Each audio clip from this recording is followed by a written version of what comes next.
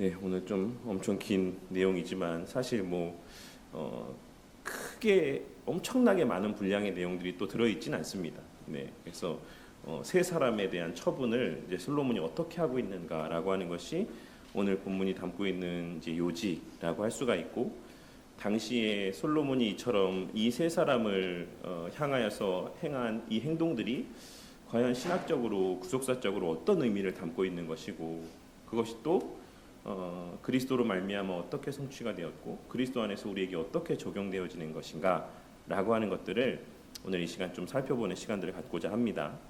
지난 시간에 우리는 다윗이 죽은 이후에 솔로몬이 왕위에 앉았고 이제 그 나라가 심히 견고했다라고 하는 말씀을 이제 보았습니다.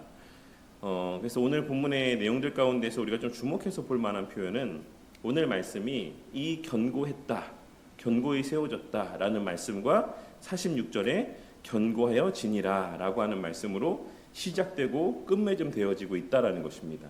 그래서 이런 표현들을 보시면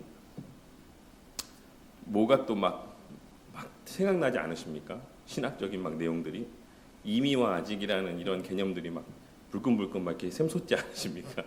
이미 견고하다라고 말씀하셨는데 오늘 46절에 보시면 견고하여 지니라 솔로몬의 손에 의해서 라고 말씀하고 있죠. 그래서 이미 완성되었지만 또한 완성되어져 가고 있는 모습들을 통해서 하나님의 나라의 임의적인 관점과 또 아직이라는 관점이 사실 이 2장 말씀 전체를 관통하고 있는 내용이다라고 할 수가 있습니다. 그래서 사실 우리가 지난 시간에 아도니아에 대해서 함께 생각을 해봤는데, 아도니아라고 하는 인물은 어떤 면에서 보자면 이미 그 왕권을 솔로몬에게 내어주게 된 존재인 것이죠. 그 왕위의 어떤 다툼 가운데에서. 근데 하나님께서 약속하신 왕을 세우셨고 그는 이제 왕의 권리, 그런 어떤 권세를 다 이제 박탈당하게 되었습니다. 그럼에도 불구하고 이미 모든 것이 종료된 시점에서도 또 하나님께서도 그 나라가 견고히 섰다라고 말씀하셨음에도 불구하고 지난 시간에 우리가 아도니아의 모습을 통해서 알 수 있었던 것은 그의 마음 가운데 끊임없이 그 왕위를 향한 마음들이 있었다라는 사실을 우리가 보았습니다. 그러니까 이를 통해서 우리는 물론 아도니아라고 하는 존재가 아주 표면적이고 직접적으로 어떤 하나님을 대적하는 사탄의 존재를 의미한다라고 볼 수 없지만, 큰 구속사적인 맥락의 흐름 속에서 아도니아는 이미 하나님 나라가 임하였음에도 그리하여 그 머리의 권세가 깨어진 이후에도 여전히 이 세상 가운데 잔존하며 그 하나님 나라를 흔들어 놓고자 하는 어떤 사단의 모습들을 아도니아의 모습을 통해서 우리는 발견하고 또 깨달을 수가 있습니다. 그럼에도 불구하고 이 아도니아가 교묘하게 그 하나님의 나라, 그 솔로몬의 왕위를 흔들어 놓으려고 하는 시도 가운데서 솔로몬이 어떻게 했습니까? 그것을 분별하고 완전히 그를 죽이는 장면으로 지난 시간에 말씀이 끝맺음하고 있는 것을 보게 됩니다. 이를 통해서 우리가 확인할 수 있는 것은 이미 임한 하나님 나라 가운데 여전히 아직 완성되지 아니한 그 지향점 속에서 사탄의 잔존하는 어떤 그 죄의 세력들은 끊임없이 하나님의 나라를 뒤흔들어 놓으려고 하지만, 종말론적인 관점에서 예수 그리스도의 그 왕권은 결코 흔들리지 아니하고 그 예수 그리스도를 통해서 하나님의 나라는 견고히 세워진다라고 하는 사실이 이러한 아도니아의 처형의 모습을 통해서도 우리는 또한 깨달을 수 있는 하나의 구속사적인 교훈이라고 할 수가 있습니다. 그런데 그러니까 그들이 따랐던 이제 또 무리들이 있잖아요. 그를 따랐던, 아도니아를 따랐던 이제 그런 사람들, 그리고 다윗이 유언으로 남겼던 그 나라 안에서 제거되어져야 될 여러 가지 부분의 모습들이 오늘 말씀 가운데 등장하고 있는 것을 보게 됩니다.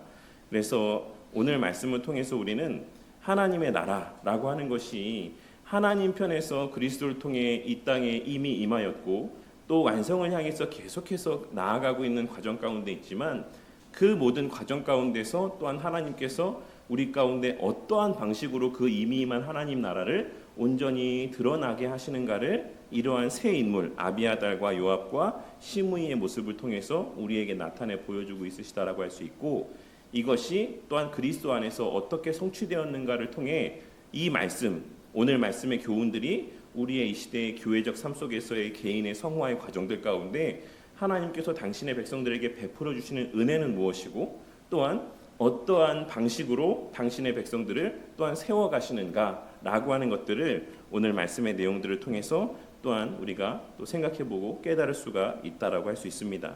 그래서 오늘 말씀에서는 세 가지의 사실들이 언급되어지고 있는데, 하나는 하나님의 나라가 그냥 죄를 덮어두고 묻어두는 나라가 아니다라고 하는 사실, 공의의 나라라고 하는 사실들을 우리에게 말씀해주고 있고, 또한 그 말씀 모든 행위의 중심에는 하나님의 말씀이 자리하고 있다라는 사실을 또한 확인할 수가 있고, 마지막 셋째로는 하나님의 나라는 은혜라는 이름으로 방종을 조장하거나 또한 허용하는 나라도 아니다라고 하는 사실을 이 세 명의 인물들을 통해서 확인할 수가 있습니다. 그리고 이 내용들을 통하여서 하나님께서는 자신의 말씀대로 하나님의 나라의 일들을 이루시고 또 죄를 공의롭게 다루시며 은혜 받은 자를 하나님의 그 말씀 안에 거하게 하심으로 그의 순복함 가운데 하나님의 나라의 복을 누리게 하실 뿐만 아니라 그 나라를 견고히 세워가신다라고 하는 사실을 우리는 오늘 말씀을 통해서 발견하고 깨달을 수가 있는 것입니다. 이러한 사실들을 좀 기억하시고 오늘 본문의 내용을 함께 살펴보는 시간을 갖도록 하겠습니다. 첫째로, 하나님께서는 말씀하신 대로 이루심으로 자신의 나라를 견고히 세우신다라는 사실을 26절과 27절의 말씀을 통해서 우리에게 말씀해 주고 있습니다. 26절과 27절은 이제 아비아달과 관련된 내용들을 언급하고 있는 말씀의 내용이라고 할 수가 있습니다. 아비아달은 본문에서 언급하고 있는 것처럼 제사장이었고 또 다윗의 곁을 지켰던 사람이었고 다윗이 고난받을 때 함께 그 고난 가운데 동참했던 사람이었습니다. 그래서 솔로몬도 나도 다 알아. 너가 얼마나 고생했고 내 아버지 때에 충성했는지 내가 다 알아. 그러니까 너를 지금 죽이지는 않을게 라고 하는 이러한 말들을 이제 합니다. 그러면서 아나돗으로 이제 보내고, 그렇지만 너 이제 제사장 직분은 감당할 수가 없어 라고 이렇게 이야기하면서 그를 죽이지 않고 돌려보내는 모습을 보게 되는 것입니다. 우리는 이러한 아비아달을 향해서 행하는 모습들을 통해서 하나님의 공의와 긍휼의 모습을 함께 보게 됩니다. 그런데 이 아비아달에게 행하는 솔로몬의 행위에 있어서 우리가 가장 주목해 보아야 되는 것은 뒤에 이어지는 말씀 27절에 기록된 말씀이라고 할 수가 있습니다. 아비아달을 향해서 솔로몬이 이와 같이 행하는 이유에 대해서 하나님께서는 무엇이라고 말씀하고 있으시냐면, 여호와께서 실로에서 엘리의 집에 대하여 하신 그 말씀에 응함이 바로 지금 오늘 말씀에서의 아비아달을 향해서 나타내 보이고 있는 솔로몬의 이 행위에 보다 더 근본적인 근거이다 라고 하는 사실을 말씀하여 주고 있다라고 할 수가 있는 것입니다. 아비아달의 파면이라고 하는 것은 단순히 솔로몬이 자신의 반대되는 편에 섰던 사람들을 제거하는 숙청의 사역이 아니라 하나님의 말씀의 성취다. 하나님께서는 이러한, 물론 아비아달이 나타내 보인 잘못들이 있는 것이 분명하지만 그 이면에는 하나님의 말씀하신 바가 자리하고 있다. 그리하여 이 모든 되어지는 일들은 그 하나님 말씀의 성취다라고 하는 사실을 우리에게 말씀하여 주고 있다라고 할 수가 있는 것입니다. 그리고 이 말씀에 대한 근거들은 사무엘상 2장과 3장에 기록되어 있는 엘리의 집에 대한 하나님의 또 유명한 말씀들의 내용들을 이제 그 염두에 두고 하시는 말씀이라고 할 수가 있는 것입니다. 물론 이러한 하나님의 말씀은 궁극적으로는 우리의 영원한 대제사장이신 예수님을 통해 성취가 됩니다. 무슨 말이냐면 하나님께서 내 마음에 합한 제사장을 세우겠다라고 하시는 이 말씀이 사실 본질적으로 궁극적으로는 예수님을 세우실 것을 말씀하고 있는 것이지만, 우리의 영원한 제사장이신 예수님을 세우실 것을 말씀하고 있는 것이지만, 1차적으로는 오늘 말씀에서의 이러한 아비아달에게서 엘리 계열에서 사독 계열의 제사장으로 바뀌어 세워지게 되는 계기가 바로 오늘 말씀이다라고 하는 사실을 우리는 이러한 전체 내용의 흐름들을 통해서 발견하고 깨달을 수가 있는 것입니다. 그리고 이를 통해 하나님께서는 하나님의 나라라고 하는 것이 하나님의 말씀에 근거하여 세워지는 것이고, 하나님 나라의 모든 일들은 다 하나님 말씀에 근거하여 진행되어지는 것이다라는 사실을 우리에게 다시 한번 상기시켜주고 있다라고 할 수가 있습니다. 그리고 이 원리는 이 말씀의 성취라고 할 수 있는 오늘날 주의 몸된 교회 안에서도 동일하게 적용되어지는 모습이다라고 할 수 있습니다. 예수님께서는 너무 당연한 말씀이지만 자신의 말씀으로 당신의 백성들을 다스리시고 또한 통치하시며 또한 부르시고 거룩하게 하십니다. 구원받은 성도들에게 있어서 하나님 말씀은 더 이상 성도들을 정죄하기만 하는 말씀은 아닙니다. 왜냐하면 우리 예수님께서 율법의 모든 저주를 다 담당하셨기 때문입니다. 하지만 그럼에도 불구하고 그렇다라고 해서 이제 더 이상 당신의 백성들에게 있어 그 말씀의 권위가 더 이상 그 어떤 구속력을 갖지 않는 것은 아니죠. 오히려 구원받은 성도들에게 있어서의 말씀은 감사의 삶을 가르치는 규범이 되는 것이고 성화의 삶을 살아가게 하는 유일한 규범이자 또한 하나님 나라 백성에게 있어서의 유일한 거룩함의 기준이 되는 것이다라고 할 수가 있는 것입니다. 웨스트민스터 신앙급에서 19장 하나님의 율법에 대한 말씀, 오늘 새벽에 나눈 말씀에서도 언급되어진 내용이지만 도덕법이 우리를 의롭다 하게 하는 수단은 아니지만 의롭다함을 받은 성도들에게도 여전히 하나님의 뜻과 우리의 의무를 알려주는 규범으로서 하나님의 율법은 유효하고 가치가 있다라는 사실을 우리에게 말씀하여 주고 있습니다. 하이델베르크 유리문답 당시 또한도 10계명을 구원의 조건이 아닌 구원받은 성도의 감사의 삶을 가르치는 자리에서 설명하고 있다는 사실들을 통해 하나님의 율법의 말씀 또한 계시된 하나님의 모든 말씀의 내용들은 오늘날 이 시대에 구원받은 자들에게도 여전히 우리가 따라야지만 될 구속력을 갖는 우리의 삶에서의 유일한 가치와 규범이라는 사실을 말씀하여 주고 있다라고 할 수가 있는 것입니다. 그리고 오늘 말씀에서의 이러한 아비아달과 관련된 내용들을 통해서 이 사건들이 하나님의 말씀하신 바의 성취다.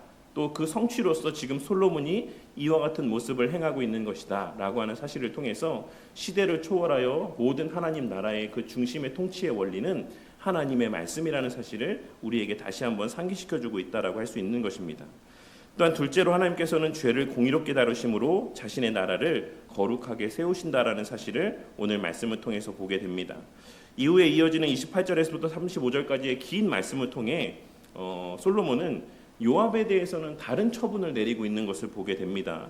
요압은 아도니아가 죽고 이제 아비아달도 파면됐다. 이제 제사장 직분을 빼앗기고 이제 고향으로 돌려보냄을 당했다라는 말을 듣자마자 어떤 모습을 보입니까? 좀 이런 표현은 좀 그렇지만 아주 좀 이렇게 대장부답지 못한 모습을 보이죠. 되게 이 정도 됐으면 사실 그 수많은 전장을 누렸고 또 그 많은 승리를 맛본 사람이라고 한다면 자신이 내린 선택에 대해서는 좀 어떤 면에서는 좀 당당하게 좀 감내하는, 그래 내가 정말 이렇게 실패했다, 잘못된 선택을 했다, 뭐 죽여라 이렇게 하는 모습을 보일 법도 한데 오늘 말씀에 보면 이제 막 제단으로 급히 달려가서 뭐 뿔을 붙잡고 있고 그래서 막 죽이러 온 사람한테는 난 못 논다, 나 여기서 그냥 죽여라 막 이렇게 이야기하고 하는 모습들을 보게 됩니다. 결국에는 어떻게 합니까? 결국 그래 그 말 한 대로 해라. 그래도 하나님께서 그 피해 값을 우리에게 돌리지 않으실 거다라고 이렇게 말씀하며 결국에는 이제 그와 같이 요압을 처리하는 이제 에게 어떤 생명을 빼앗는 모습을 우리가 오늘 말씀을 통해서 보게 되는 것입니다. 그러니 요압이 사실 이러한 과정들 가운데에서 나타내 보이는 행동들을 우리가 면밀히 보면 그가 이와 같은 율법의 규례들을 알고 있었다라는 사실을 우리가 일단 1차적으로 확인할 수가 있습니다. 요압의 마음 가운데는 물론 이제 그 선례로 아도니아도 이제 뭐 본을 보였으니까 이제 그런 모습을 통해서도 알 수도 있지만 어쨌든 간에 요압의 머리 가운데는 하나님의 말씀들이나 율법들에 대한 내용들에 대한 이해가 뭐 당연한 말이지만 자리하고 있었다라는 것이죠. 근데 그와 동시에 그가 또 알지 못했던 것은 무엇이냐면 하나님께서 진정으로 원하시는 것이 무엇인가라고 하는 것에 대한 인지는 없었다라고 할 수 있습니다. 물론 뭐 여기서 이제 요압이 진심으로 참회하고 회개하며 솔로몬에게 용서를 구하고 목숨을 이제 구하기를 요청했다라고 하면 뭐 살려주었을지 안 살려주었을지는 우리가 알 수는 없지만 어떤 결과적인 모습으로 보았을 때 요압의 마음 가운데는 그러한 진심 어린 회개와 돌이킴의 모습보다는 그 당시에 자신이 당하게 될, 직면하게 될 그 죽음 앞에 그 순간을 모면하기 위해서 지금 이와 같은 종교적인 의례와 형식들을 이용하고 있는 모습을 우리는 보게 되는 것입니다. 그리고 이것이 우리가 오늘 말씀에서의 요압의 모습 가운데 또 반드시 좀 주목해 보아야 될 중요한 하나의 모습이다라고 할 수가 있습니다. 하지만 그럼에도 불구하고 이제 솔로몬은 이제 그를 죽여라라고 이야기를 하죠. 이 또한도 뭐 얼핏 그냥 가볍게 보면 그가 자신을 대적했기 때문에 이와 같이 어떤 그에 대한 보응으로서 이러한 모습을 명령을 내리는 것이다라고 생각할 수 있지만 오늘 말씀은 그렇게 말씀하고 있지 않습니다. 그가 무죄한 자의 피를 흘렸기 때문이다라고 말씀하고 있는 것을 보게 되는 것입니다. 그리고 이와 관련하여서 출애굽기 21장 14절에서는 이와 같이 말씀하고 있는 내용들을 보게 됩니다. 사람이 그의 이웃을 고의로 죽였으면 너는 그를 내 제단에서라도 잡아내려 죽일지니라 라고 말씀하고 있죠. 그러니까 그는 요압은 하나는 알았지만 둘은 몰랐다라고 할 수가 있는 것이죠. 그가 범한 진짜 죄가 무엇인지에 대해서 그는 어쩌면 인지하지 못하고 있었을 수 있습니다. 단순히 내가 솔로몬을 반대했으니까, 내가 그 반대편에 섰으니까 솔로몬이 지금 화가 나서 나를 이렇게 하려나 보다. 그러니까 내가 제단불 붙잡고서 이렇게 하면 솔로몬이 나를 좀 용서해 줄 수도 있지 않을까라는 마음들을 그가 갖고 있었다라고 할 수가 있는 것입니다. 하지만 성경은 분명하게 그가 범한 그 살인의 죄 때문에 그가 죽임을 당하는 것이다 라고 말씀하고 있는 것을 우리는 오늘 본문의 내용을 통해서 확인할 수가 있는 것입니다. 그리고 우리는 이러한 요압의 모습을 통해서 우리 안에도 이런 모습들이 자리하고 있진 않은가라고 하는 모습들에 대해서 좀 생각해 볼 필요가 있습니다. 무슨 말이냐면 우리는 늘 말씀에 비추어서 우리의 삶을 돌아보며 우리의 마음속에 혹 회개치 아니한 모습들은 없었는가, 하나님 앞에 여전히 내려놓지 못하고 있는 죄악된 모습은 없었는가라고 하는 것을 돌아보기보다는 내가 외적으로 행하고 있는 어떤 종교적 열심이나 외형적인 어떤 모습에 더욱 주목하며 살아가고 있는 경우들이 많이 있을 수도 있다라는 것입니다. 그냥 내가 매번 예배에 참석하고 늘상 우리에게 주어진 신앙의 여러 행위들을 반복하며 살아감 가운데 내 신앙은 아무 문제가 없는 것처럼 나는 매번 예배도 드리고 기도도 하고 말씀도 보고 봉사도 열심히 하면서 살아가고 있으니 나는 이런 모습들을 보았을 때에 어떤 하나님 앞에서의 아무런 그 어떤 거리낄 것이 없는 존재인 것처럼 여기며 살아가는 모습을 보게 될 때도 있다라는 것입니다. 하지만 우리는 언제나 우리의 그러한 외적인 형식적인 모습들이 우리의 죄를 덮어줄 수 있는 것도 아니고 그것이 우리의 신앙의 어떠함을 드러내 보여주는 어떤 가장 본질적인 증거가 될 수 있는 것도 아니다라는 사실을 오늘 말씀에서의 요압이라는 사람의 인물과 그를 향해 내려진 처분을 통해 좀 생각해 볼 수 있어야지만 된다라고 생각합니다. 우리의 마음 가운데 정말 수도 없이 여러 번 말씀드렸지만 참된 믿음과 그 참된 믿음에서 말미암는 회개와 선행의 모습들이 있는가라고 하는 우리의 마음의 중심에 우리의 예배를 드리는 이 모습이나 혹은 교회 앞에서 헌신하며 충성하는 이 모습들의 그 마음의 동기가 무엇이고 근원이 무엇이고 목적이 무엇인가라고 하는 것들을 하나님의 말씀에 비추어 늘 돌아볼 줄 아는 영적인 민감함들이 우리의 마음 가운데 자리하고 있어야지만 된다라는 것입니다. 어쨌든 오늘 말씀에서 요압에게 내려진 이러한 처분은 하나님의 나라가 어떤 나라다라는 사실을 우리에게 보여주는 것입니까? 하나님의 나라는 그 어떤 죄악도 그 안에 설 수 없는, 존재할 수 없는 공의의 나라임을 우리에게 말씀해주고 있는 것이다라고 할 수가 있습니다. 그렇다면 그러한 하나님 나라의 공의 앞에서 여전한 죄 가운데 살아가는, 좀 전에 말씀드렸던 것처럼 저나 성도님들이나 모두가 다 내가 알든 알지 못하든 짓는 여러 가지 자범죄 가운데 여전히 살아가고 있는 우리와 같은 자들이 어떻게 그 나라에 속하여서 하나님 나라 백성으로서의 삶을 살아갈 수가 있는 것이겠습니까? 오늘 말씀에서의 요압을 향한 솔로몬의 이와 같은 엄중한 처분은 우리에게 우리가 진정으로 바라봐야 될 대상이 누구인가를 다시 한번 깨닫게 해주는 말씀이라고 할 수가 있습니다.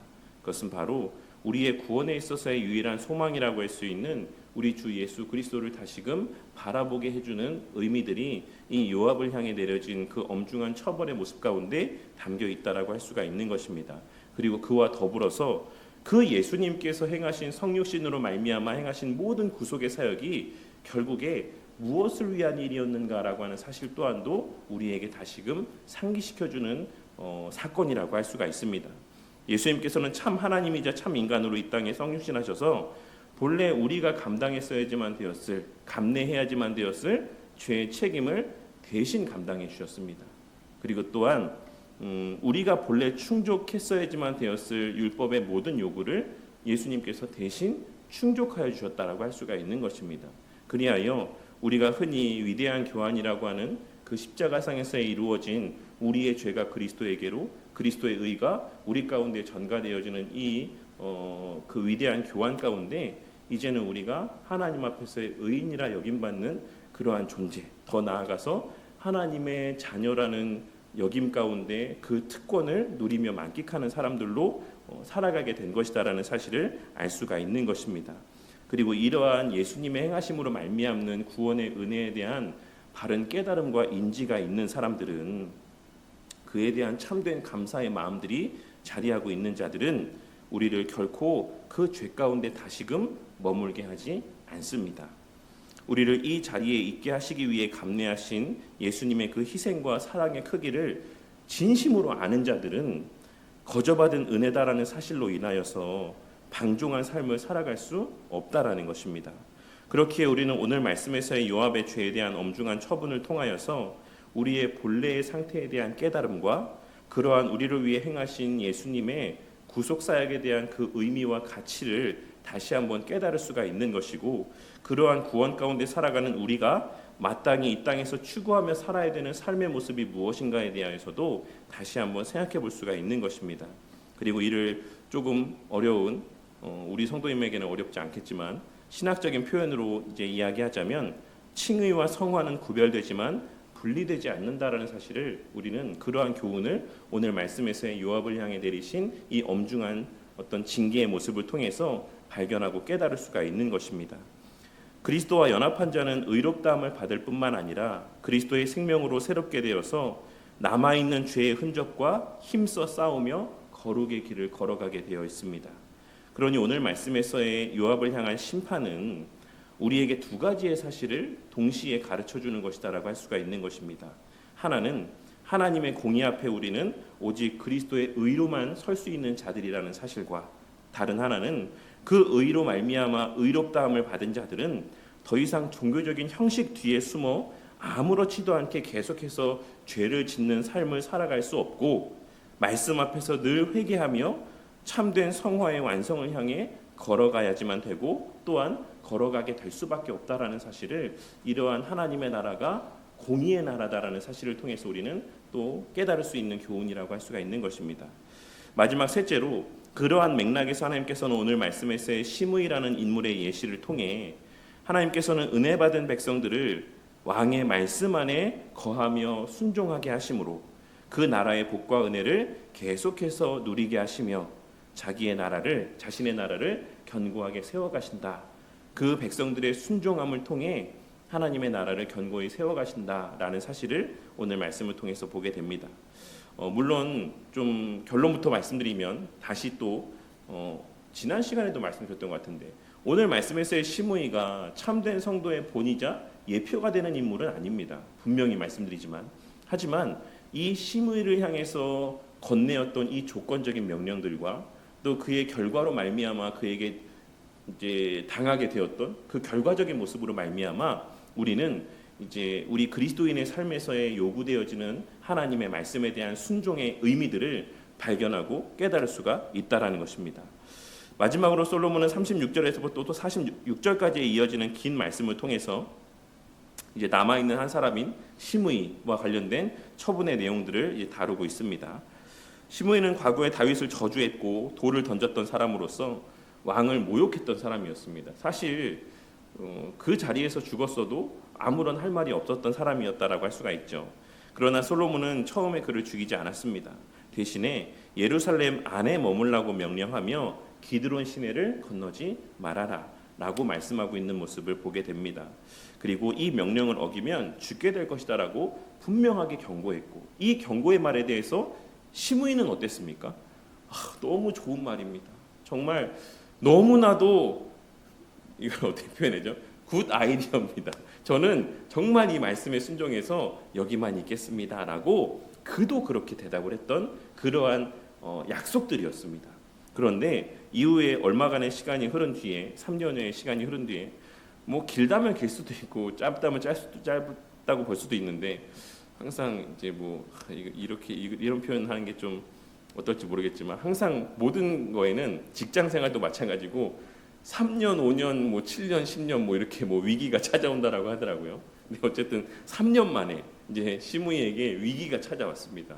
그러니까 사실 어떻게 보면 위기도 아니죠. 뭐 굳이 본인이 꼭 가야 됐을까? 라는 생각이 들긴 하지만 어쨌든 이 주변으로 도망간 그 2명의 종이 있다, 거기에 있다라는 소식을 듣고 오늘 말씀에서 어떻게 합니까? 시므이가 자기가 직접 가서 그 종을 찾아오느라 그 약속을 언제 내가 그 약속을 했냐는 듯이 여기면서 그 약속을 어기는 모습을 보게 됩니다.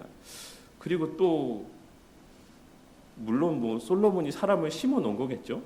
이제 금세 그냥 그 일이 있자마자 솔로몬에게 가서 누군가가 지금 시므이가 약속을 깼습니다. 넘어갔습니다. 라는 얘기를 하죠. 그래서 솔로몬이 시므이를 불러서 이야기를 하고 너와 내가 이거 합의된 내용 아니냐. 너도 분명 그때 좋다라고 하지 않았냐. 근데 너가 이렇게 행동한 것에는 반드시 너의 책임이 있다. 여기서는 더 이상 내가 어떻게 해줄 수가 없다라고 이제 뉘앙스의 말들을 하며 결국에는 이제 시므이의 목숨을 취하는 이런 모습을 보게 됩니다. 오늘 말씀에서의 시므이는 사실 우리에게 많은 생각의 거리들을 던져주는 인물이고 또 그의 행위도 우리에게 많은 생각의 거리를 던져주는 어떤 의미가 있다라고 생각합니다.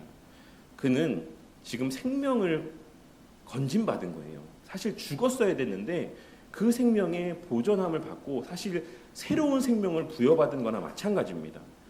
근데 그럼에도 불구하고 그에게 있어서의 그 생명을 새롭게 부여받는 용서의 은혜보다 무엇이 더 시므이에게는 중요했던 것입니까? 그 당장의 그 2명의 종의 그 값어치, 그 가치가 그에게는 더 중요하게 여겨졌던 거예요. 그러니까 오늘 말씀에서 우리가 보면 사실 시므이는 야 어떻게 사람이 이럴 수 있냐라고 생각할지 모르겠지만 저를 비롯해서 우리 모두의 삶을 그 시므이에게 반추해서 좀 비교해서 생각해 보자면 우리도 누군가에게는 어떻게 저렇게 살 수 있냐, 그리스도께서 지를 위해 어떻게 했는데 이렇게 할 수 있는, 이렇게 여겨질 수 있는 모습들이 우리 가운데 문득문득 너무나도 많이 발견되어질 수 있다. 어떤 특정한 누군가가 아니라 저를 비롯한 우리 모두가 다 우리의 삶 속에서는 이러한 시므이와 같은 모습들을 나타내 보이며 살아갈 수 있는 여지들이 있다라는 사실을 우리는 오늘 말씀을 통해서 좀 생각해 볼 수가 있는 것입니다. 우리는 오늘 말씀에서의 시므이의 모습을 통해 하나님께서 베푸신 사랑과 은혜가 당신의 백성들의 그 어떤 방종한 삶을 다 허용하는 것이 아니다라는 사실을 보게 됩니다. 또한 그 나라에 속한 자들에게는 이러한 방종한 삶을 살아갈 수 있지 않다는 어떤 그런 여전히 하나님의 백성들에게는 요구되어지는 그 어떤 요구들이 있다라는 사실을 우리는 오늘 말씀에서의 시므이의 모습을 통해서 보게 되는 것입니다. 다시 한번 말씀드리지만 우리는 율법을 지켜서 구원받은 것도 아니고 또한 율법을 지키고 있기 때문에 구원 안에 거하는 것도 아닙니다. 우리는 오직 우리 주 예수 그리스도의 객관적인 구속의 사역의 공로에 근거해서 그 예수님을 믿음으로 말미암아 구원받은 것이고 그 구원 안에 거하는 것 또한 우리의 어떠함으로 말미암는 것이 아닌 하나님 편에서 베푸시는 은혜로 말미암는 것이다라는 사실을 우리의 모든 신앙 고백의 내용들, 이 성경 말씀에 근거한 모든 교리의 내용들이 말씀하고 있는 바라고 할 수가 있는 것입니다. 그러나 그와 같이 전적인 은혜로 구원받은 성도들은 하나님의 말씀에 마땅히 순종하며 살아가야 될 책임과 의무 또한 부여받는다라는 사실을 오늘 말씀을 통해서 다시 한번 깨닫게 되는 은혜가 있으시기를 바랍니다. 그리고 무엇보다 이 의무는 하나님께서 우리에게 명하시는 이 명령의 말씀들은 우리를 옥죄고 얽매기 위한 하나님의 말씀이 아니다라는 사실을 오늘 말씀에서의 시므이의 모습을 통해서 다시 한번 깨닫게 되는 은혜가 있으시기를 바랍니다.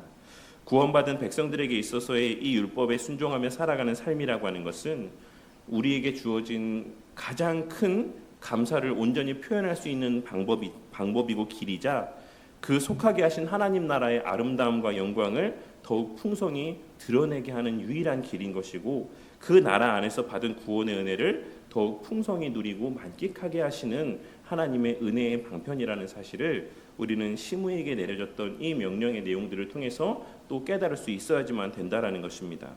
이와 관련하여서 웨스트민스터 신앙국에서 17장 3항에서는 무엇이라 말씀하고 있냐면, 성도가 자신들을 보존하는 방편들을 등한시함으로 중대한 죄에 빠질 수 있고 한동안 그 죄 가운데 머물 수도 있다라고 말씀하고, 더 나아가서 우리가 여러 차례 이미 살펴봤던 것처럼 어디에까지 이를 수 있다라고 말씀하고 있습니까?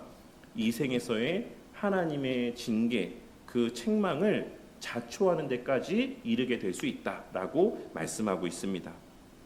이것은 성도의 견인교리라고 하는 것, 이 말씀이 지금 어디에 쓰여 있다라고 말씀드렸습니까? 웨스트민스터 신앙국에서 17장 3항 견인교리에 이 말씀의 내용이 쓰여 있습니다. 이 사실은 성도의 견인교리라고 하는 것이, 우리는 일반적으로 하나님께서 우리가 어떻게 하든지 간에 견디게 하시고 인내하게 하시지, 우리가 뭐 이렇게 살든 저렇게 살든 하나님께서 마치 우리를 목줄 잡고 하나님의 구원의 문 앞에 이를 때까지 거기에 딱 앉혀주시지, 그러니까 뭐 나는 뭐 이렇게 살든 저렇게 살든 뭐 괜찮지 라는 식으로 이 견인교리에 대한 내용들을 오해하시는 분들도 있을 수 있지만, 웨스트민스터 신앙국에서 17장 3항에서는 분명히 하나님의 견인의 방식은 그와 같은 방종의 삶까지도 용인하는 견인교리에 대한 내용이 아니다라는 사실을 말씀하여 주고 있는 것입니다. 하나님께서는 당신의 백성들이 그 믿음에서 파선하지 않게 하시기 위해, 끝까지 그 믿음 안에 거하게 하시기 위해, 때로는 세상과 함께 멸망당하지 않게 하시기 위해 부성적인 징계, 책망들을 행하시기도 한다라는 사실을 우리에게 말씀해 주고 있다라고 할 수가 있는 것입니다. 그래서 고린도전서 11장 32절에서 여러 차례 인용했던 말씀인 바울 사도는 우리를 그와 같이 징계하심의 목적이 세상과 함께 정죄함을 받지 않게 하시기 위함이다라고 말씀하고 있는 것입니다. 그리고 이는 다윗 언약의 내용과도 밀접하게 관련되어 있는 내용이라고 할 수 있습니다. 사무엘하 7장 14절 말씀해 보시면, 그가 만일 죄를 범하면 내가 사람의 매와 인생의 채찍으로 징계하려니와 라고 말씀하시고 있는 내용들을 보게 됩니다. 그러니 이러한 여러 내용들을 종합적으로 고려해 봤을 때 우리가 알 수 있는 것은, 하나님의 언약적 사랑이라고 하는 것은 그냥 죄를 방치하고 내버려 두고 그냥 어떻게 살아도 그냥 결과적으로 구원의 문 앞에 다다르게 하시는 결과적인 측면에만 포커싱이 되어 있는 은혜가 아닌, 그 모든 과정 속에서의 하나님의 은혜 가운데 살아가게 하시는 그 모든 과정들이 그 섭리 가운데 포함되어진 은혜다라는 사실을 우리는 이런 여러 성경의 말씀들과 교리의 고백들을 통해 발견하고 깨달을 수가 있는 것입니다. 그리고 이러한 사실들을 통해서 우리가 깨달을 수 있는 것이 무엇입니까? 하나님의 율법의 말씀은 우리를 옥죄기 위한 말씀이 아니라 이미 우리에게 허락된 그 본질적인 은혜의 가치, 그것을 깨닫게 하시고 더욱 선명하게 보게 하시고, 이 땅에서의 세상과의 구별된 하나님 나라 백성으로서 그 이미 임한 하나님 나라의 복을 더 분명하고도 풍성하게 누리고 만끽하게 하시기 위해서, 그 예루살렘 안에서의 그 생명이 보존되어지고 그 생명을 풍성히 누리고 만끽하게 하시기 위해서 주신 약속이고 명령이라는 사실을 우리는 이러한 시므이의 모습을 통해서 그 반대되는 의미 가운데 또 그러한 내용들을 우리가 깨달을 수 있어야지만 된다라는 것입니다. 우리는 오늘 말씀에서의 이 세 사람의 내용들을 통해서 솔로몬의 왕국은 말씀과 공의로 견고하게 세워지는 것, 그리고 예수님께서도 당신의 교회 곧 하나님의 나라를 말씀과 은혜와 거룩한 권징의 수단들을 통해서 견고히 세워가시는 것, 특별히 개개인의 삶 가운데는 하나님의 그 말씀의 요구 가운데 순종케 하시는 그 성화의 삶을 통해서 더욱 이미 임한 하나님 나라를 풍성히 누리고 만끽하며 그 하나님 나라를 견고히 세워가시는 것이다라는 사실을 이러한 새 인물의 모습을 통해서 발견하고 깨달을 수가 있는 것입니다. 오늘 말씀은 오늘날 시대에 우리 가운데 적용해 보자면, 첫째로는 예수님이 말씀으로 통치하심을 깨닫고 계시된 뜻에 순종하며 살아가는 저와 우리 모두가 되기를 바란다는 것입니다. 하나님의 말씀으로 하나님께서 통치하신다는 사실을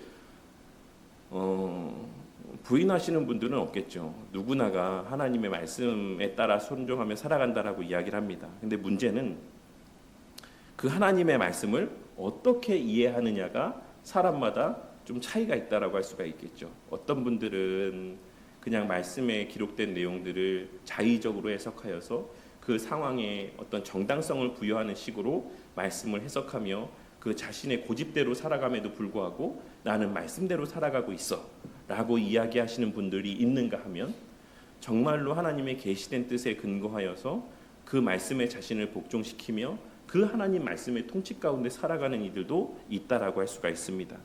우리가 오늘 새벽에 나눈 말씀에 따르면 하나님께서 우리에게 요구하시는 바가 무엇입니까? 라고 했을 때 거기에 대해서 무엇이라 말씀하고 있냐면 하나님의 명령, 특별히 하나님의 계시된 뜻에 순종하는 것이 하나님께서 우리에게 요구하시는 바입니다 라고 말씀하고 있습니다. 이 말씀에는 새벽에도 말씀드렸던 것처럼 그 이면에는 어떤 의미가 담겨 있는 것입니까? 하나님의 계시되지 않은 뜻도 있다라는 의미가 담겨 있어요. 그런데 우리는 많은 경우 하나님의 계시된 뜻에 주목하고 그 계시된 뜻에 순종하며 살아가기 위해 애쓰기보다는 하나님의 계시되지 아니한 감추어진 뜻에 더 많은 관심을 기울이며 살아갈 때가 있습니다. 그러니까 무슨 말이냐면 분명히 여기에 하나님이 이렇게 하라고 명령하신 바가 있어요. 근데 안 하고 싶어요. 그렇게 순종하고 싶지 않아요.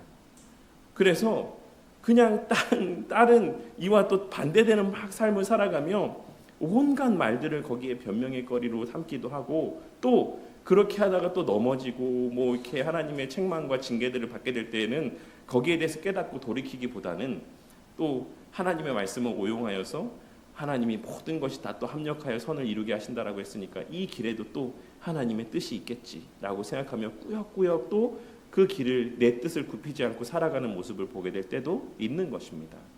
그런데 우리는 감추어진 뜻에 대하여 관심을 갖고 또 그것에 우리의 어떤 삶의 기준을 삼고 근거를 삼기보다 언제나 하나님의 분명하게 계시해 놓으신 말씀에 더 주목하는 삶을 살아가야만 된다는 사실을 웨스트민스터 신앙고백서의 내용을 통해서도 다시 한번 깨닫게 되는 은혜가 있으시기를 바랍니다.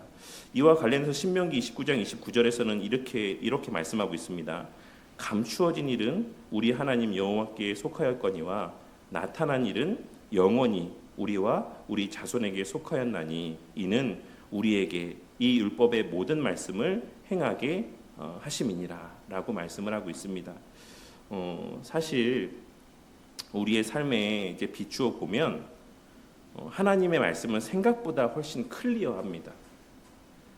우리가 정말 순종하려는 마음만 있다라고 한다면 하나님의 말씀은 정말 너무나도 명료해요. 근데 우리가 그 하나님의 말씀에 순종하고 싶지 않은 마음들이 있을 때 우리는 그 말씀을 왜곡하고 거기에 무엇인가를 더하려 하고 또 그 반대되는 자신의 모습들을 합리화하기 위해 다른 여러 가지 말씀들을 거기에 덧붙이는 모습들을 보게 되는 것입니다. 오늘 말씀에서 말씀하고 있는 바 하나님께서는 반드시 그 계시하신 바 그 뜻대로 하나님 나라를 세우시고 통치하시고 다스리시며 당신의 백성들을 보호하신다라는 사실을 기억하고 언제나 하나님께서 명료하게 우리에게 말씀하신 이 기록된 계명의 말씀들 여러 예수님의 명령의 말씀들을 우리의 삶의 판단의 근거로 삼으며 오직 그 말씀에 순종하기 위해 애쓰고 기도하며 그 말씀 가운데 순복함으로 말미암는 모든 하나님의 약속된 은혜를 누리고 만끽하며 살아가는 저와 우리 모두가 되기를 바랍니다. 둘째로 칭의의 완전함과 이 생에서의 성화의 필요성을 기억하며 내 안에 죄에 대한 실질적인 미워함과 그 죄에서의 돌이키고자 하는 마음이 자리하고 있는가를 늘 돌아보며 살아가는 저와 우리 모두가 되기를 바랍니다. 여기서 말씀하고 있는 저의 요지는 죄를 짓지 않는 삶을 살자라는 데 방점이 있지 않습니다. 물론 그것도 맞죠. 목사가 당연히 죄 짓지 말라 해야지 죄 지으라 하면 되겠습니까? 근데 제가 이 말씀에서 오늘 말씀에 이제 빗대어서 적용점으로 제시하고 있는 그 방점은 죄를 짓느냐 짓지 않느냐에 있는 것이 아니라 우리 안에 있는 죄에 대한 인식을 우리가 늘 점검하며 살아갔으면 좋겠다라는 사실을 말씀드리고 있는 것입니다. 하나님의 나라는 공의의 나라, 완전한 거룩의 나라입니다. 우리의 마음 가운데 사소한 죄 하나하나를 대함에 있어서도 그 죄가 얼마나 더럽고 비참한 것인지에 대한 인지와 자각이 있는지에 대해서 늘 돌아보며 또 그러한 영적인 민감함을 주님 앞에 또 구하며 살아가는 저와 우리 모두가 되기를 바랍니다. 우리의 칭의라고 하는 것은 우리의 흘리는 눈물의 양이나 우리의 결단의 강도나 우리가 변화되어져가는 변화의 속도 가운데 근거하지 않습니다. 우리의 칭이라고 하는 것은 오직 우리 주 예수 그리스도의 행하신 그 객관적인 구속의 사역에 기초하고 근거하는 것이다라고 할 수가 있는 것입니다. 그리고 그로 말미암아 우리가 어떠한 지경에 있고 어떤 상태 가운데 있던지 간에 늘 주님 앞에 의롭다 여김 받는다라고 하는 것은 우리에게 있어서의 너무나도 큰 복음적 위로가 되는 말씀이라고 할 수가 있습니다.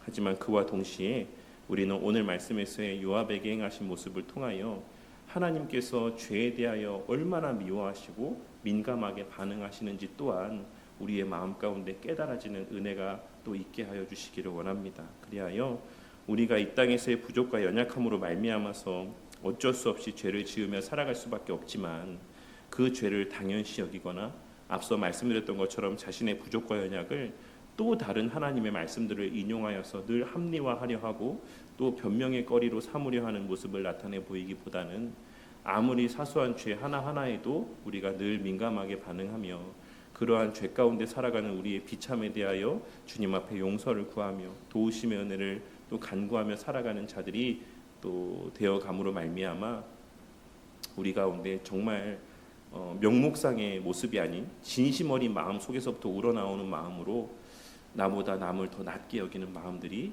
날이 갈수록 더욱 풍성하게 우리의 마음 가운데 또 자라나게 되고 또 그러한 남을 더 낮게 여기는 그러한 마음 속에서의 발현되어지는 서로를 향한 섬김과 사랑의 모습을 통해서 정말 우리 교회 안에 이미 임한 하나님 나라의 복이 정말로 풍성히 누려지고 만끽되어져 가는 은혜가 있기를 바랍니다.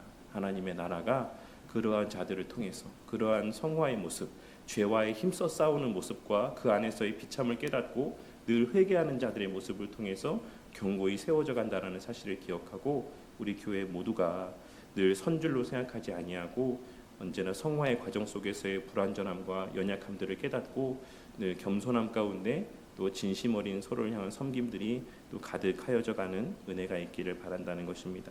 그리고 마지막 셋째로 말씀에 대한 순종은 마땅한 의무이지만 또한 동시에 우리의 생명을 보존케 하시며 복을 누리게 하시는 수단임을 기억하고 기꺼이 자발적으로 또 기쁨으로 순종하는 모습들이 우리 교회 공동체 안에 또 가득하여지는 은혜가 또 있기를 바랍니다. 우리가 우리 조상의 성도님하고 같이 가정이 복음의 이초 나누면서도 우리가 함께 살펴봤지만 또 새벽에도 말씀드린 내용이기도 하고요. 육신의 부모가 행하는 일에 있어서도 우리는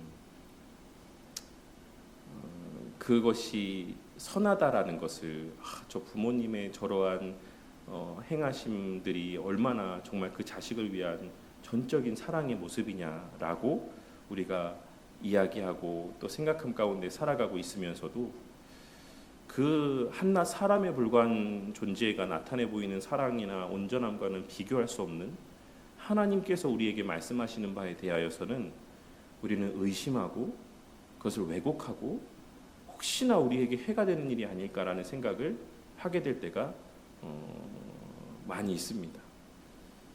마치 교회 중심의 삶을 살고 서로를 향해 희생하며 이웃을 내 몸과 같이 여기며 살아가는 것이 세상 사람들 말처럼 바보 같은 삶인 것처럼 너무나도 정말 이 시대와 맞지 않는 삶인 것처럼 그래서 저는 가끔씩은 이제 좀 귀를 의심하는 이야기이긴 한데 하나님의 말씀이 실제와는 다른 부분이 너무 많다라고 하는 이야기를 제가 최근에 이제 어떤 목사님과의 대화에서 듣게 됐습니다. 무슨 말이냐면 하나님 말씀에 기록된 내용들이 오늘날에는 실제로 이렇게 이 말씀대로 순종하며 사는 것이 맞지 않는 부분들이 많지라고 하는 이런 말씀들. 그러니까 그 말씀에 어느 정도의 뉘앙스, 그 담겨진 의미는 어느 정도는 제가 공감되어지는 부분들이 있지만 저는 좀 그렇지 않다라고 생각합니다. 정말 그럴까? 하나님의 말씀이 그 시대에만 유효했고 그렇게 사는 것이 그 시대에만 가능했고 오늘날 이 시대를 살아가는 우리에게는 사실 불가능한 말씀들인 것일까? 라는 생각을 해볼 때 그러니까 이 완전주의 개념과 다른 의미의 말씀을 드리고 있는 겁니다. 그 삶의 원리로서의 우리가 추구하고 지향해가는 어떤 지향점의 측면에서도 하나님의 말씀을 그와 같이 이해하고 또 삶에 적용하며 살아가는 어떤 그런 모습들을 보게 될 때가 있다라는 것입니다. 그리고 그렇게 하나님 말씀을 전적으로 신뢰하며 순종하며 살아가고자 애쓰고 발버둥치는 사람들의 모습을 보면서 때로는 비웃고 때로는 조롱하고 미련하다 손가락질하기도 하는 어떤 그런 모습들을 보게 될 때도 있다라는 것입니다. 하지만 하나님의 말씀에 전적으로 순종하는 삶이 우리의 이 땅에서의 삶 가운데 우리가 누릴 수 있는 가장 극치의 복과 또 은혜들을 누리게 되는 유일한 길이다라는 사실을 기억하고 우리의 연약함 때문에 설령 그렇게 살지 못할 수는 있을지언정 그러한 삶의 가치에 대한 인식이 우리 가운데 왜곡되어지는 모습이 있지 않길 바랍니다. 하나님의 말씀은 언제나 진리이고 하나님의 말씀은 모든 시대 가운데 언제나 유효한 살아있는 말씀입니다. 우리가 그렇게 살지 못해서가 문제인 것이지 그 말씀 자체가 갖고 있는 약속들과 그 유효함들이 이 시대에 다르게 적용되어지고 발현되어지는 것은 아니다라고 할 수가 있는 것입니다. 이 사실이 우리 마음 가운데 진심으로 믿어짐으로 늘 우리의 마음 가운데 정말 하나님께서 우리를 도우셔서 정말로 진심으로 서로를 사랑하는 그러한 교회가 될 수 있었으면 좋겠다. 설령 우리의 연약 때문에 이 시대의 이 우리의 교회의 모습이 정말 전적인 어떤 사도행전에 기록된 교회의 모습과 같이 그 초대교회의 모습과 같을지는 없을지라도 정말 그러한 교회의 모습을 우리가 끝까지 바라보고 또 사모하며 그러한 교회가 되어가기를 바라는 열망들을 갖고 기꺼이 내 서 있는 자리에서 최선을 다하는 순종의 모습들이 우리 가운데 나타나고 또 그로 말미암아 또 우리 가운데 누리게 하시는 하나님의 실제적인 은혜가 우리 각자 개인과 또 우리 자녀들에게 또 누려지고 만끽되어지는 은혜가 있기를 바랍니다. 그리하여 정말 하나님의 말씀에 순종하는 것이 일방적인 우리의 희생이 아니라 결국 그 자체 또한도 하나님께서 우리에게 하나님 나라에서의 그 풍성한 안식의 그 창조의 궁극의 목적이었다라고 할 수 있는 그 안식의 복을 누리게 하시기 위한 하나의 요구이고 또 은혜의 방편인 것을 기억하고 우리의 마음에 정말 자발적인 기쁨 가운데 하나님 말씀에 순종하며 살아가는 모습들이 우리의 삶에 계속하여서 또 발현되어지는 은혜가 있기를 바랍니다. 말씀을 맺겠습니다. 오늘 말씀을 통해서 우리는 세 가지 사실을 함께 생각해 보았습니다. 하나님께서 말씀대로 이루심으로 자신의 나라를 견고히 세우신다라는 것을 보았고 하나님께서는 죄를 공의롭게 다루심을 통해 자신의 나라를 거룩하게 세우신다라는 사실을 보았으며 그러한 맥락 가운데 하나님께서 오늘 말씀에서의 심의의 예시를 통하여서 하나님께서는 은혜 받은 백성을 그 하나님의 명령의 말씀 안에 거하며 그 명령대로 순종케 하심으로 그 나라의 복과 은혜를 계속해서 누리고 만끽하게 하심 가운데 그 당신의 나라를 견고히 세워가신다라는 사실을 보게 되었습니다. 이 사실을 마음에 새기고 그리스도께서는 오늘도 자신의 교회를 계시된 말씀으로 다스리심을 명심하며 늘 계시된 뜻과 또한 그 뜻을 선포케 하시는 이 교회에서의 선포케 하시는 그 말씀을 귀하게 여기며 그 말씀대로의 순종의 삶을 살아가는 저와 우리 모두가 다 되기를 바랍니다. 그리고 그러한 말씀을 통해 우리 자신을 돌아보게 하시는 은혜 속에서 칭의의 은혜뿐만 아니라 성화에 대한 선한 열망들이 우리의 마음 가운데 날이 갈수록 더욱 불일 듯 일어나게 되는 은혜가 있기를 바랍니다. 그리고 그러한 삶의 시간들 속에서 하나님 나라의 복이 아브라함에게 약속하신 대로 정말 우리가 누리고 만끽하는 그 영광된 아름다운 하나님 나라의 복과 은혜가 이방에까지 이 주변에 아직 주를 또 믿지 아니하고 또 교회를 다니지 아니하는 수많은 이방에 속한 자들에게까지 미치게 되고 또 퍼져가게 되는 은혜가 있기를 주님의 이름으로 간절히 축원합니다.